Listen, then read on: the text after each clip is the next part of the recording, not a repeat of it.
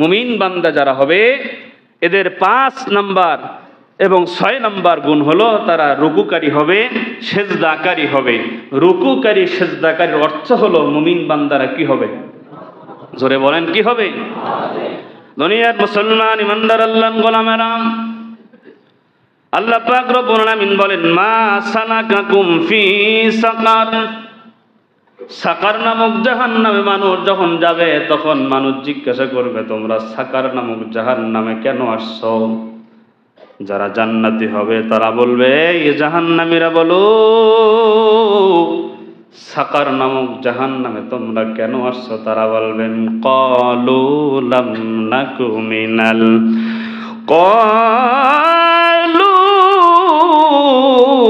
লাম নাকু মিনাল মুসাল্লিন।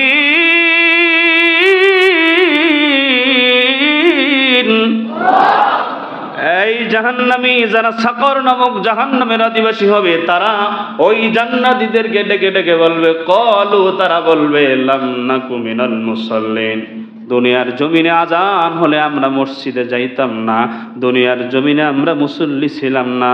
এই মুসল্লি না থাকার কারণে আল্লাহ পাক রব্বুল আলামিন আমাদেরকে সাকার নামক জাহান্নামে দিয়েছেন। নাউজুবিল্লাহ। এই জন্য দুনিয়ার মুসলমান ইমানদার আল্লাহর গোলাম সদা সর্বদা 5 ওয়াক্ত নামাজের হেফাজত করার চেষ্টা করবো ইনশাআল্লাহ। দুনিয়ার মুসলমান বর্তমান সময়ে মানুষ অবহেলা করে করে সময় থাকা সত্ত্বেও নামাজ আদায় করে না। চার দোকানে বসে বসে আড্ডা দেয়, অযথা বসে বসে সময় নষ্ট করে, গল্প গুজব করে সময় নষ্ট করে। অথচ মসজিদে আজান হয়, মুয়াজ্জিনের ইকামতের আওয়াজ তার কানে যায়, এমনকি ইমাম সাহেবের কেরাতের আওয়াজ পর্যন্ত তার কানে যায়। পোড়া কপাল মসজিদে এসে আল্লাহর সেজদা দেয় না।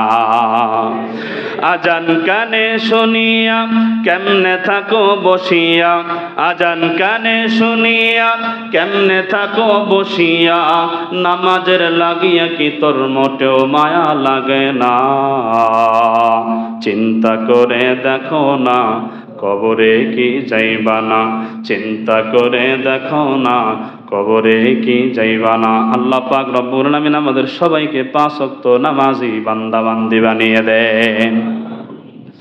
দুনিয়ার মুসলমান ইমানদার আল্লাহর গোলাম খেয়াল করেন, 7 নাম্বার মুমিন বান্দা যারা হবে তারা ভালো কাজের আদেশ করবে, ভালো কাজে নিজে থাকবে, ভালো কাজে সহযোগিতা করবে। মুমিন বান্দা যারা তারা ভালো কাজে নিজে থাকবে প্রথম সারিতে। মুমিন বান্দা যারা ন্যায়ের পক্ষে থাকবে, হকের পক্ষে থাকবে, হকের পক্ষে থেকে যদি জীবন দিতে হয় মুমিন বান্দা জীবন দেবে, কিন্তু হকের পথ ছাড়বে না।